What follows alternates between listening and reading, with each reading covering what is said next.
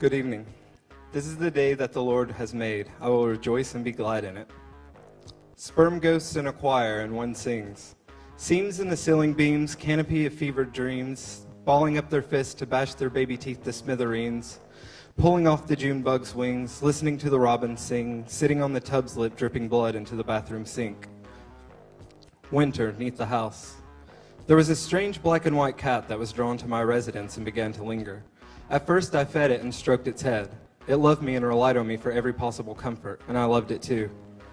As the days passed and winter arrived, I watched the strange cat from the window and came to resent it.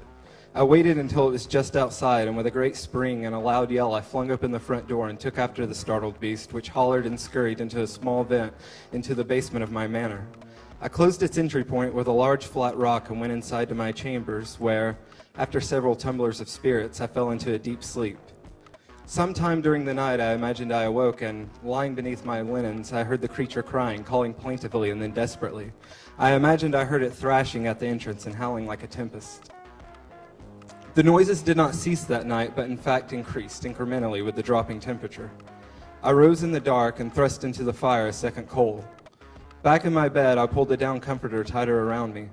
After quite some time, I left off the dream and began to believe the thumping of flesh against metal was simply heat in the pipes, and the screams were the rusted weather vane upon the rooftop turning in the wind. Then there was nothing but silence, and I rested easily. This has been a parable about how God made people love him and then left them to the horrors. There were flames, and then there was nothing. When the elevator doors opened, I saw a man standing there with a pack on his back. He sprayed me with liquid from a pesticide stick's nozzle, and I smelled that it was gasoline. I began to ask him what he was doing, but he quickly lit a match and set me ablaze. I went to the floor to roll, but my lungs took in fire and burned me alive from the inside, asphyxiated me, by an old woman in real life who is dead. Death and the one that you love. When I am alone sometimes, I imagine my spouse dying in a car wreck on the way back home from something, and instead of being filled with terror, I relish the potential for adoration. Oh, the extraordinary lengths people would go to comfort me and make sure I was okay.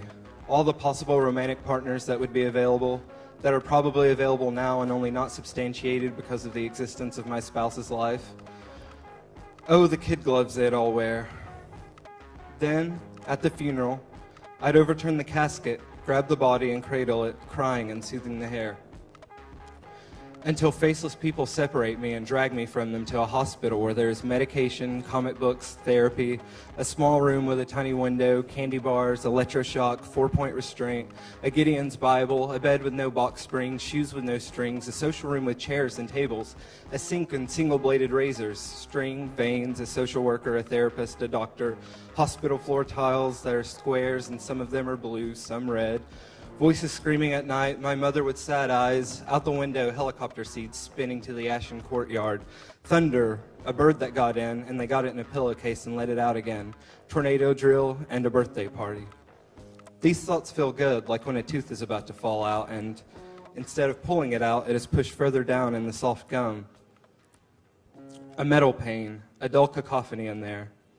But in the dead of night, when my spouse is gone, I feel alone, and I think of her real body crushed and ruined in a car's crash, and I imagine her mortician-reconstructed face inside a casket, and my mother-in-law above me stapled to the ceiling, weeping down on my face, and I am overwhelmed with terror. Jimmy. I watched a man slowly die from cancer. He was mentally retarded and wanted to live. He didn't understand why the cancer kept coming back. It was on his skin and also inside him. His skin was a tapestry of crusted volcanic lesions. He had one good hand that he used to record programs onto VHS tapes over and over. A doctor asked him if he wanted to stop the treatments and be at peace.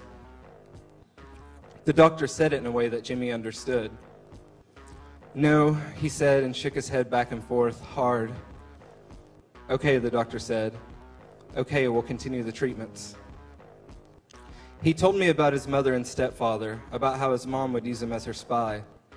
She sent him out in the night to follow her husband into town to see where he was going. He was seeing another woman, it turned out. That was back in the 60s when Jimmy was just a boy. Here are a few more deaths. My grandmother in her studio, handgun, self-inflicted.